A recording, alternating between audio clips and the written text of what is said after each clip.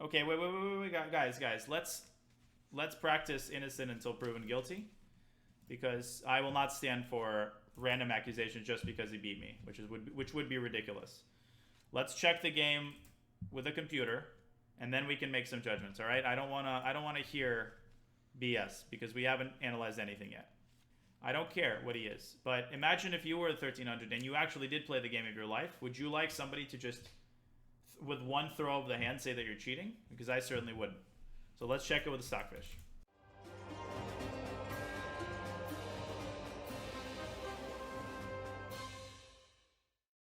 All right, so 5-minute games, and let us get started. Hope everyone is ready. We have been experimenting with the accelerated dragon Sicilian. Okay, we're white against Richard. Let's go e4. Okay, so he plays the modern, which we've seen quite a bit recently, and the purpose... the modern basically contains its essence in its name. It's an opening that really came into business quite recently. And as I mentioned in my YouTube video yesterday, like 150 years ago, people would laugh at this because you're giving white control of the center. But the reason this is a hypermodern opening is because in the 1920s, a group of people came around and they said, wait a second, let's let our opponents control the center, and then we're going to attack this center from a distance. King's Indian, modern, all those are part of sort of the hypermodern openings. Now, he goes c5. That's a move. That is a move, and we're going to take this pawn. Now, sometimes black tries to take this knight, and he triples our pawns. But in return for tripling our pawns, he gives away a very important bishop. Thank you, both of you, for the sub.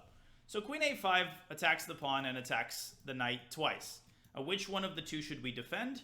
We should definitely defend the knight. I don't want to let him fork my king and my rook. That's not good. So let's just defend this, and simultaneously we're developing a piece. In the meantime, he's using his queen a bunch and capturing pawns. So this is already a very dubious line. Now we're going to centralize our knight with knight d5. And we're aiming potentially for this c7 square. This is actually, I think, the best way to punish this line. This is theory, although I haven't brushed up on it in a while. And there's a lot of tactics that will happen. And if you're watching this, you should already be looking for ways to get the queen onto a square where you can fork. Oh, this guy has nerves of steel. Bishop takes b2. Now, we can move the rook away. And that's entirely possible, and let's move the rook away. There's no reason not to. Let's get rid of this threat first, and then we'll think about ways to harass the queen.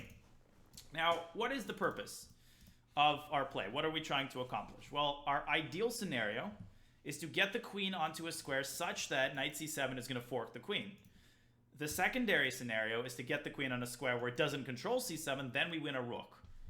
So bishop b4 comes to mind as a way of chasing the queen away from its control over the c7 square. But after queen c6, there is a crucial move that we have to find in order to dislodge that queen. And priority number one comes into play when we do that.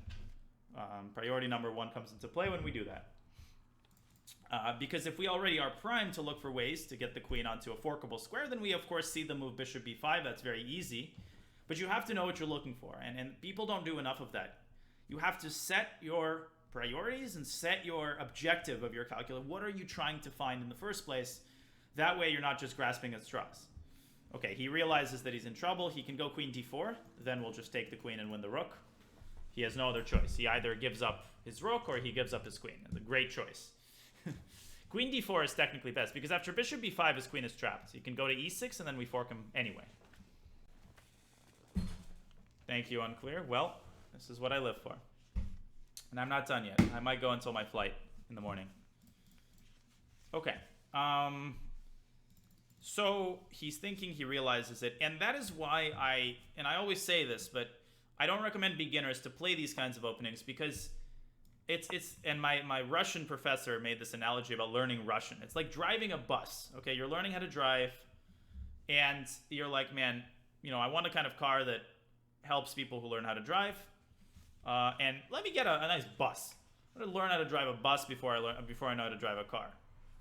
Now, is driving a bus impossible? Absolutely not. It can actually be pretty powerful if you know how to do it. But if you don't know how to do it, it's a hot mess. Back home to San Francisco. And I don't know if this analogy is a little too far out, but I think it helps people understand why these kinds of openings can be good at GM level, but hard to play at a beginner level.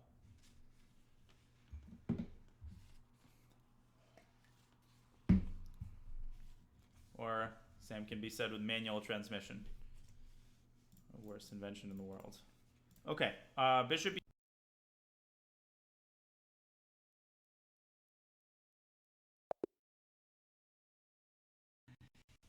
He resigns and it unfreezes.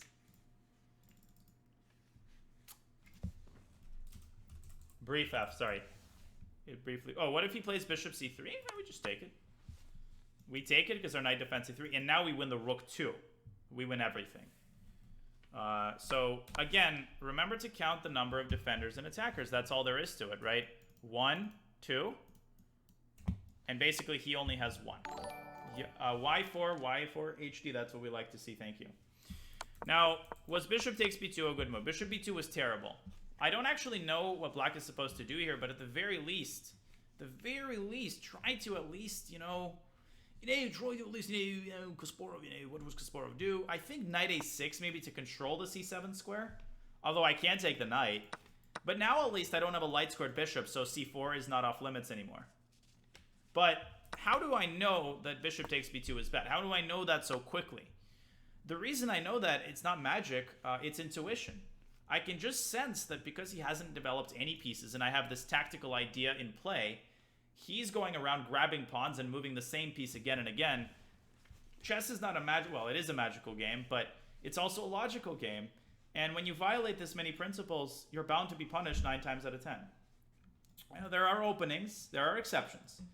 With modern computers came openings where you violate a bunch of principles and you get away with it.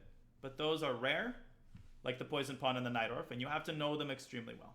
Any questions about this game? Any questions about this game? I don't play subs during the speedrun. I play random people in the pool. Okay. Why did you decide to move the knight instead of developing other pieces? Well, the reason I decided to move the knight, first of all, I'm already ahead in development, so I can get away with this. Second of all, I see that the c7 square is very weak for him, and I can stick a knight there and deliver a fork. That is number one. Number two, I see that a queen is in the vicinity of that square. So not only can I deliver this check and win the rook, but potentially I'm already seeing tactics where I lure the queen onto a forkable square. This is too juicy not to play. But, I mean, if you play knight f3, that's fine. White is still slightly better. No problem. It's just that knight d5 is a little bit more ambitious. So I'm pretty old. Okay. 15-minute games, Cesar, is what I would say. Okay. What if he pushes a pawn to get your knight away? Well, if he pushes a pawn to get my knight away, let me call up the game, then you don't have to move the knight. And this is one of the biggest weaknesses that beginners have, is the knee-jerk reaction. He attacks the knight. Oh, let's move the knight. We gotta move the knight. No, we don't. Because there's a queen, we can set an equal or stronger threat. We can still go bishop b4. Attacking the queen. Queen moves up to c6. What does white do? Can somebody remind me? It's the same idea that we had in the game.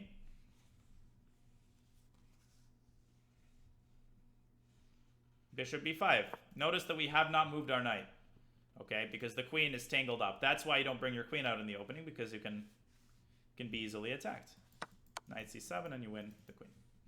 Okay, next game. That was relatively simple. Mr. Pink. Okay, so let's play the King's Indian for the first time. I've played the Queen's Gambit thus far. Let's play King's Indian, which is my opening. The opening I have played for basically all of the time I've played chess. Probably since the time I was 1700, I used to play the Queen's Gambit. Now, what is the purpose in one sentence of the King's Indian? King's Indian is a hyper-modern opening, right? It really came to being in the 1920s when people realized that controlling the center with pawns isn't everything. So black makes a modest claim to the center, but he fianchettos his bishop, which is good. Knight is developed naturally. You castle quickly. All those things are great. And in terms of controlling the center, what you do is you prepare this move e5. Because e5 is a very weighty way to control the center. How do we prepare e5? What's the best way to prepare e5 in a manner conducive to our development? There's two main ways to do that in the King's Indian.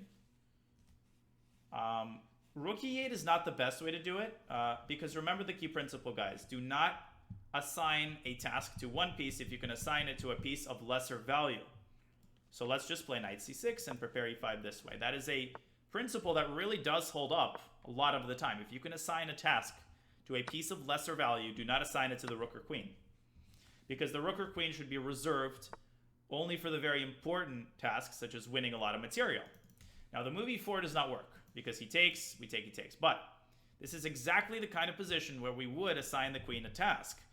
And the queen could be used to prepare the move e4. He has to play e4 himself, and that kind of blunts the bishop. Now look at his pieces. They're all staring at this pawn. Yeah, knight bd7 is also good. Where should we put this bishop? Where should we put this bishop? And that's a very natural move. Although usually the bishop is not developed here in the King's Indian. Well, what would be the point of rook e8? Then the rook and the queen are just biting on granite. Yeah, let's go bishop g4. Active development. Yeah, bishop on d3 creates fork problems. He has to go back. Good job by him to go back. Let's bring our rook into the game.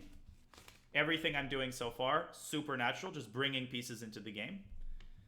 Now we have to decide whether we trade bishops or not. And I personally don't see a reason to trade the bishop, but where should we drop this bishop back? Should we go back all the way to c8?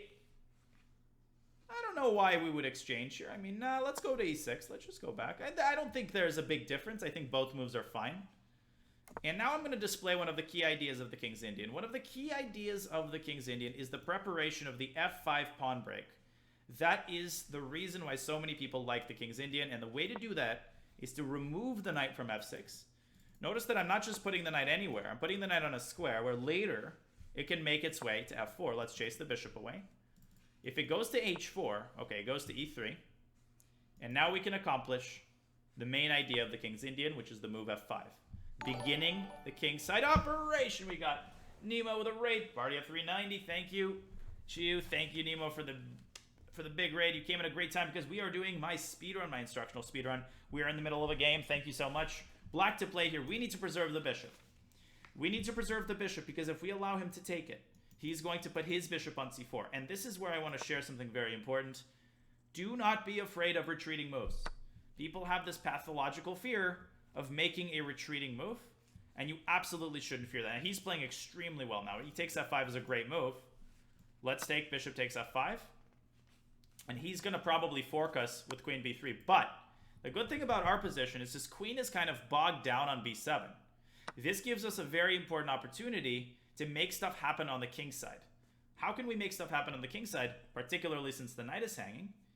Well, this is where we have a tactical idea.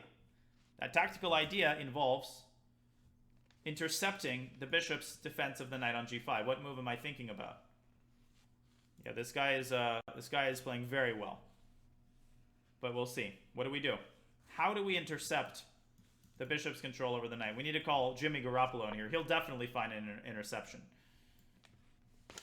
All right, we take on f4. We're attacking the knight. He's attacking our knight. The pawn on f4 is very strong. It can later push to f3, shattering the defenses around white's king. We are down a pawn, but what do we have in return for this pawn? We have a big attack against his king.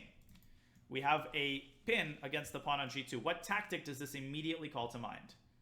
What tactic does this immediately call to mind? It's a football reference. Bishop takes h3. He cannot take the bishop because he's pinned. We also create a pressure point on g2. Okay, takes. Bishop f3 would be very strong here. Okay, do we trade? We are attacking, so we shouldn't trade. Let's go back to f8. In addition, the rook on f8, what is it doing here? It might seem to you that it's simply biting on granite, but the reality is we have the possibility at some point of playing the move f3. What do we do in such a position? We have several pieces that are not doing anything, in particular the bishop on g7. Where can it go? Where can this bishop go in order to be somewhat employed? Not f3 because he takes with the bishop. In the interest of time, I'm going to play fast. This guy's super strong, so we need to play a little bit fast. Let's go bishop e5. Okay, knight d4. Now let's open stuff up with f3. Let's open stuff up with f3. Now, very good player. We need to drop this bishop back. The reason we need to drop this bishop back is to pave the way for the queen to make its way to h2.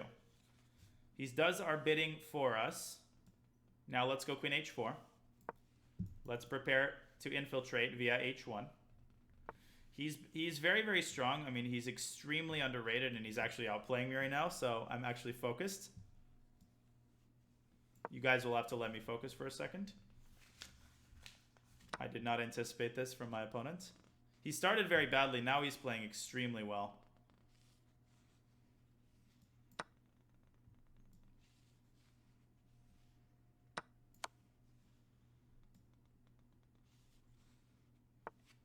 Oh, no, this guy's beating us, I'm sorry to say, guys. After a very poor opening. Yeah, okay. This is very interesting. We will check this game, but yeah, this guy got the better of me here in this key battle in the game. No, not a Smurf. Definitely not a Smurf, but outplayed me in the worst position is pretty impressive. Rook d5. Yep, let's take 3 seconds on a force move. Queen d4 and rook g5. Perfect play. Okay, we will check. Let me reserve my judgment, although you guys can read my lips. And let's take 3 seconds on a mating move. Queen f6. Okay, we will check the game. I don't usually lose to 1300s, but there are exceptions. Okay. Pretty impressive 1300, ladies and gentlemen. Oh, my lands. So he plays a bad opening. Knight a3, I mean bishop d2. But this is actually computer. Let's see. Let me do this properly and check Stockfish on my chess base. Okay, wait, guys. Let's practice innocent until proven guilty. Because I will not stand for random accusations just because he beat me, which would be ridiculous. Let's check the game with a computer, and then we can make some judgments. All right? I don't wanna hear BS because we haven't analyzed anything yet. I do want to give people the benefit of the doubt. Okay? I don't care what he is, but imagine if you were 1300 and you actually did play the game of your life. Would you like somebody to just, with one throw of the hand, say that you're cheating? Because I certainly wouldn't. So let's check it with the Stockfish. Okay. Now, what I'm going to do is I'm going to include Stockfish. 1 second. So we're going to skip the first couple of moves because black is much better. E4 here was strong. Okay, so we're going to start here. Okay, E4 was top. We're going to do the top 2 moves. Bishop E2 was the top move. So anyways, basically starting from this point, look. Castles is top, top, top, top, top. Okay, he made one inaccuracy, which is knight g5. But after that, check, takes, top, top. Rook 81 is second. Top, top. And that king f1 is a crazy... King f1, I actually found this resource f3, bishop c8, which is strong. King f1 is the top move, which is incredibly suspicious. Just to run like this, straight under bishop a6. Knight e6 is also good. Top means first choice of Stockfish. Now, even knight c7, just grabbing a pawn and seeing that you could run back. Queen c6 too. Queen a6. Queen a4. Queen a4? We found queen a4. Rook d5 also. Okay, I mean, he really made it obvious at the end. Very obvious at the end. Because, yeah, queen a4 is what makes it obvious. Because of all the moves you could play here up a piece, he chooses a random queen move. I know, man. This is crazy. But they will investigate and make the appropriate conclusions. I knew this was going to happen at some point, just because this kind of stuff happens. But let's not get too worked up about it. I will report him. And chess.com has an unmatched algorithm, and they will give him the benefit of the doubt if indeed he played honestly. Sorry, I can't beat Stockfish. That is not among my talents. Okay, so we're going to play another King's Indian. Hopefully this one works a little bit better. So my opponent is again playing a very weird opening. And again, in the King's Indian, the purpose is to prepare this move e5. And another way of doing it is actually to put the knight on d7. 1 second. Thank you, Mr. Hoopkiss, for the sub. Now the funny thing is, and this is a typical King's Indian tactic, we can play e5. We can play e5. And he could have taken the pawn, and I will show after the game why black doesn't lose a pawn. So let me write this down. Now, do we want to open the center with e takes d4? Who can tell me why or why not we should open the center? Using the kind of logic that we have discussed at several points on the speedrun.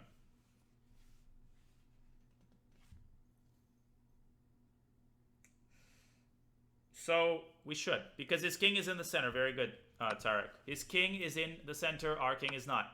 That is a crucial observation, which basically tells us that if we open up the center, we can perhaps better exploit the fact that his king is still in the center. Now, how should we exploit it exactly? Well, fact of the matter is the pawn on e4 is pinned, which means it cannot move, which means that what move comes to mind in order to try to win that pawn? d5 is correct. Good job, Yale work. And if he castles, he gets forked.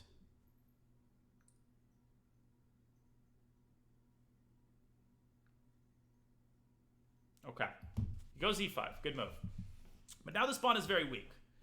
How do we go about winning this pawn? 100 bits. Thank you, thank you. How do we go about winning this pawn? Where should we put this knight? Now, by the way, the knight is not being attacked. We are not moving the knight because he's attacking the knight. We are moving the knight because we want to win the pawn. Very important. So there's no confusion. Now we're going to win a very important central pawn. Now, yes, he's going to get to castle. He did a good job not panicking. But he's going to be down a very crucial central pawn. Our bishop is going to be super strong. And he's in very big trouble. So, in any case. Yeah, knight takes c5. And we're going to pre-move knight takes c5. And we don't want to... Now, generally, this King's Indian bishop. You do not generally want to give away a fianchettoed bishop. That's a good rule for some of you guys to learn. The fianchettoed bishop is very important because if you give it up, you create a ton of holes along... the moves that you kind of bored out with the move g6. So you would only give the fianchettoed bishop away for a lot of material, and even then, sometimes you don't. What should we do here? This bishop is annoying me. Now, knight takes f3 does not win a piece. Knight takes f3 does not win a piece, because he takes with the knight, and that knight simultaneously defends the bishop on d4. So how do we try to get this bishop onto a square where it can be captured by this bishop? Let's go c5 and chase the bishop away. Maybe he moves it back. And then he blunders a bishop. What should he do?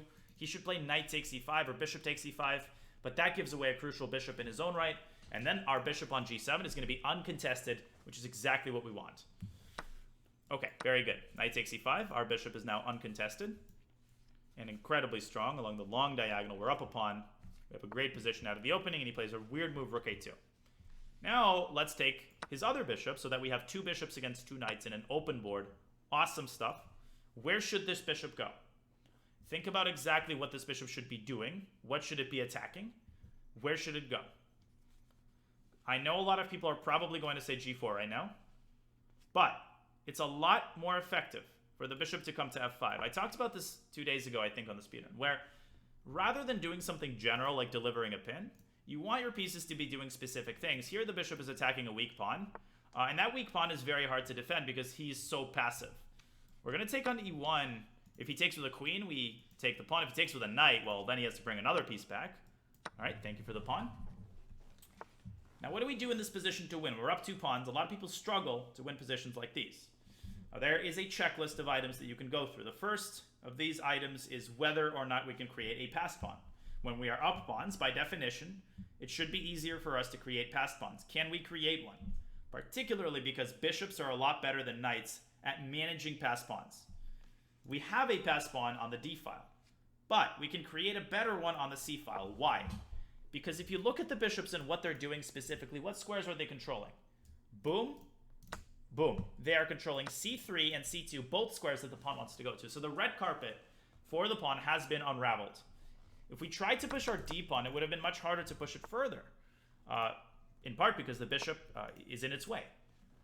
c3, c2 comes with tempo, and then we can use this bishop to control the promotion square and promote, winning a lot of pieces. Very simple. The knights are dominated. Knights are very bad at stopping passed pawns. Remember that principle.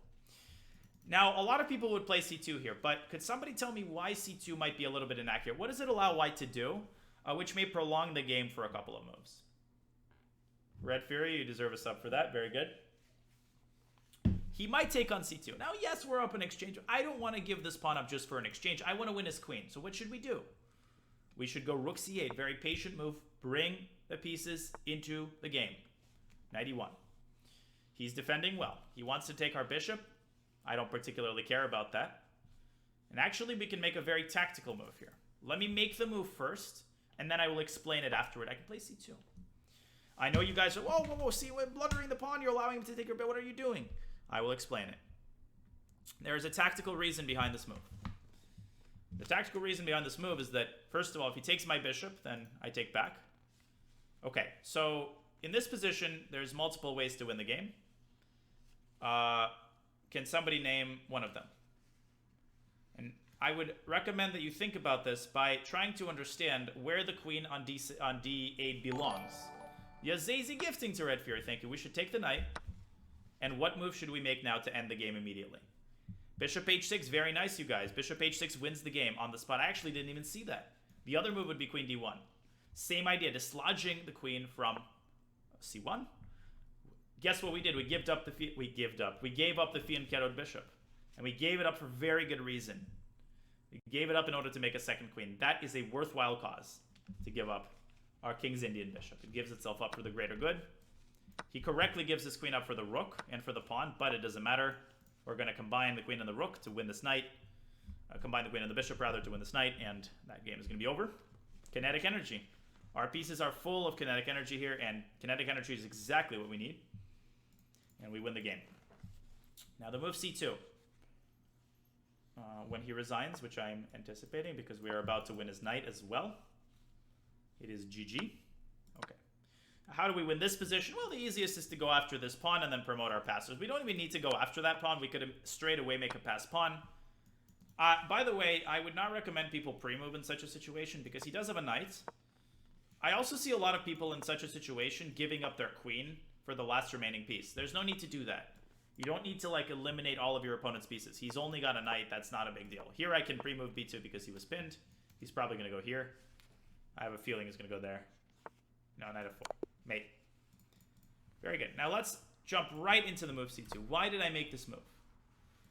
The move knight takes c2 seems to refute this, because if I take, then the number of defenders equal the number of attackers, and so this is just a trade, and we lose our promoted pawn. So can somebody tell me what it is that I had in mind here? I want a couple people to think about this, to tell me what the move is in this position. As I open another La Croix. The move is indeed queen c7.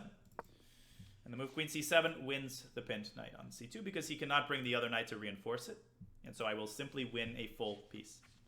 And I also have a pawn. And the rook is arrested or trapped because the bishop is completely circumscribing it. That's a King's Indian bishop for you, ladies and gentlemen. How did I find this move? How do I think of a move like c2? Like, what is the process? And I know a lot of people are wondering, like, great, I see the point. Now tell me how the hell you found this move.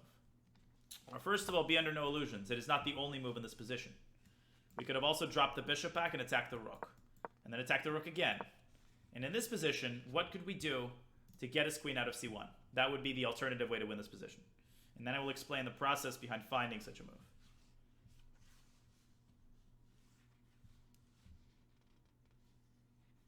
Circumscribing, not circumcising.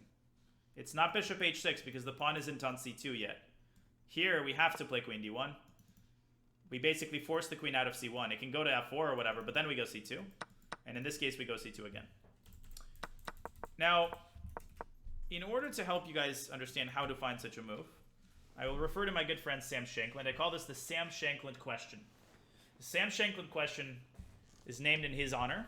Good friend of mine. He's Grandmaster, former US champion from the Bay Area.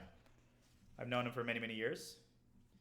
The Sam Shankland question, it's not that he invented this, but when he teaches at camps, he always has a lecture on this topic.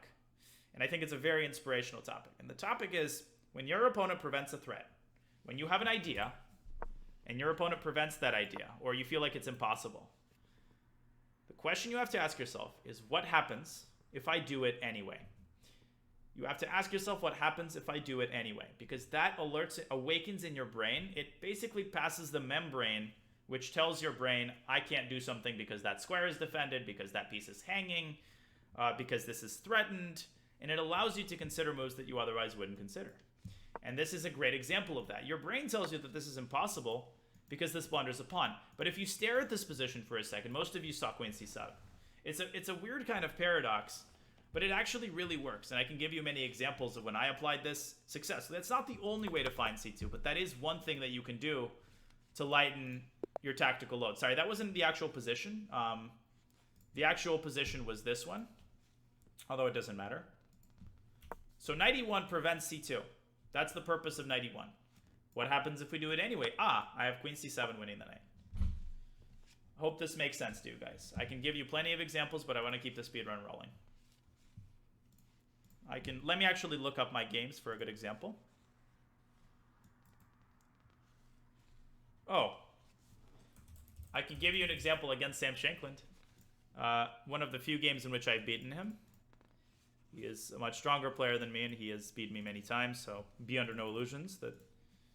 But I have a good example of a game against Sam many, many years ago where I actually applied this principle. I didn't know it exactly by name, but I did... Sorry, something is wrong with my stream.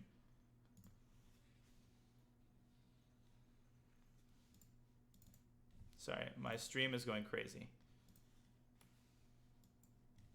I don't want this.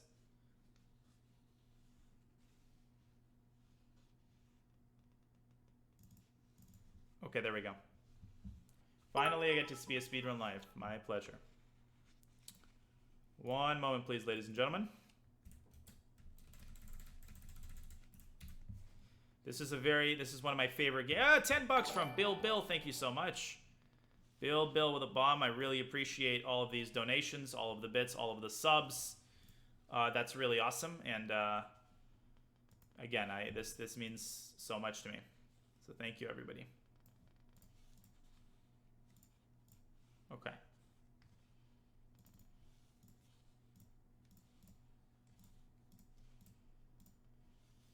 So I'm just, again, chess base is very finicky when it comes to OBS. So you guys will have to be a little bit patient. Thank you, Eric, for 500 bits. Let's go. This is too much, guys. Thank you so much, Eric. And finally, I am ready to show you guys this. This is a great example. It's worth the wait. This is one of my proud moments. Jam with 1,000 bits. Uh-oh, we're going in increments of 500 now. All right.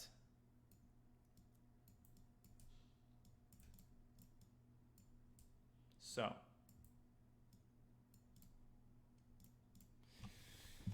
Finally, we can switch to the chess-based scene. Naroditsky against Shankland. No, these ratings are not mistaken. I was 1,900, Sam was 2,100. Yes, that did exist. We are playing in 2006, and we reached the position that is in front of you. Now, in this position, I found a really strong idea. And I found this idea by applying a very similar logic to the Sam Shankland question. Slightly different, but I'll explain. Now, how do we look at a position like this? Material is equal, and it doesn't seem like very much is going on. There is no piece imbalances. Both sides have a knight and a bishop. Black has some pressure going on the queen side, right? He's got some ideas down the A file, maybe. But white I have my own assets. I have a very nice blockading bishop in the center. And I have some action here, potentially with some f5 pawn breaks. So, basically, I was thinking about going g4 and f5, but it is a little bit weakening, so I decided not to do it. But then I thought I basically made a wish list. And this is something I recommend to people very strongly, to make a wish. What does a wish list mean? It means you look at your pieces and you say, you know, if I could put a particular piece on any square I wanted, what square would that be? Because that can, again, awaken in you the sort of tactical instinct. So this knight I wasn't happy with. It's on c5. It's got a lot of kinetic energy, but very low potential energy. What is it doing? Like, it's not really doing anything, just sitting there. You cannot take the pawn because that pawn is defended. And I thought, where would I want to put this? Where do I really want to put this knight? There is a very juicy square somewhere in black's territory that I can potentially get this knight to. Well, I want to get to here. And why do I want to get it to? I'm going to make Why the hell do I want to get it here? Well, because this is a beautiful knight, and if he takes it, lobster pincer mate coming up, one order. This is amazing for the attack. Black doesn't have his fianchettoed bishop. We talked about this. But I can't get the knight to f6 because both squares are covered, respectively, by the pawn and the queen. And then I ask myself the Sam Shankland question. Rather than abandoning the idea, you ask yourself what happens if I do it anyway, and which move did I play? Which move did I play in the game? It's not knight d7, I'll give you that hint. That does blunder the knight. And a lot of you have already said the move. It is knight e4. Very good. Knight e4 is correct. Because if d takes e4, then that pawn was defending the other knight. I take the other knight, and white is much better here. I don't get to get the knight to f6. But look at what happens. Look at how many weak pawns he has now. This pawn is... Oh, I want to highlight it. Sorry. This pawn is weak, and this pawn is weak. Now his bishop is terrible. So this is a horrible scenario. And if he doesn't take, then he's got to allow the knight to f6. And so this basically won me the game. Sam did have a resource here that would have preserved a solid position for him, which is the Desperado sac knight takes e5, I believe. But he missed it.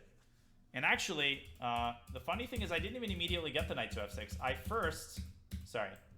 He went h6, I went h4, and h5, and then I got the knight to f6. He took it, and I basically, well, I didn't mate him, but the attack was incredibly strong. I'm actually threatening now to take on h6 with checkmate. And this is all because he doesn't have that bishop, and this is all because of this pawn. And he finally gave his rook up for it, but I got a winning endgame. I won't analyze this in depth, but you guys get the point. The Sam Shankland question, ladies and gentlemen, very, very important in order to find creative tactics. Does the bishop have to take my knight? Well, if he doesn't take, that was the lesser evil, relatively speaking, because if he doesn't take, then I'm basically going to lift my rook up and I'm going to have some queen sack ideas. In any case, there's many games where I can show this, but let's go back to the speedrun and let's continue with the next game.